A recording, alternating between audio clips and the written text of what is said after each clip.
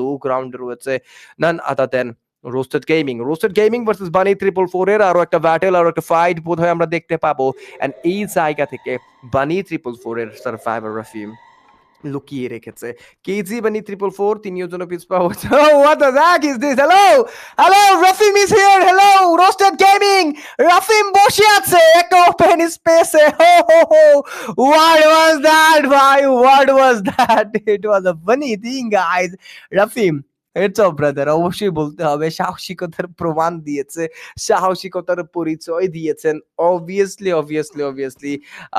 অনেক অনেক অনেক ভালো একটা সিনারিও ছিল গাইজ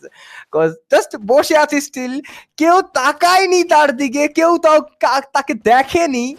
ভাই এর থেকে দুর্দান্ত জিনিস আর কি হবে বাট এবার শায়েককে টেক ডাউন নেওয়া হয়েছে আভনেক্স এর তরফ থেকে ক্রুল গেমিং এর সার্ভাইভার আভন এবার তাকেও জন্য পাল্টা আঘাতে বিচলিত করবে high ground to lower ground এবার যেন এফএফই এন্ড ইউর হোপ যুক্ত হয়েছে কোনো এক সময় আরসির হয়ে সার্ভাইভ করা আরসির হয়ে পারফর্ম করা ইন্টারন্যাশনাল লবিতে বাংলাদেশকে রিপ্রেজেন্ট করতে যাওয়া হোপকে দেখতে পাবো এবার তিনি তার তরফ থেকে একটু পিছিয়ে পড়েছেন পিছিয়ে তাকে পড়তেই হচ্ছিল বাট ক্রুল গেমিং তারাও যেন অ্যাগ্রেসিভ হয়ে উঠেছে 10টা কিল যুক্ত করেছেন আরমান তার তরফ থেকে এবার zoom in zoom out shot connect করতে চায় উৎপিকার হাতে এগিয়ে যেতে চায় বেফোনটা নিজেদের দখলে রাখতে চায় আলভানেক্স 3টে কিল যুক্ত করেছে বাট আরমান যেন আজকে ভিন্ন একটা রিদমে চলছে